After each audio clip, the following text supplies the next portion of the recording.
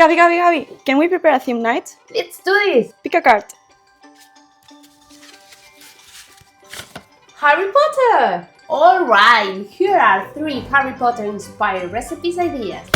Make it easy! Let's start with the best cake in the wizarding world. Step 1. Prepare a cake. Sit on it. No. And decorate. We cover the cake and with the Decomax we write Happy Birthday Harry.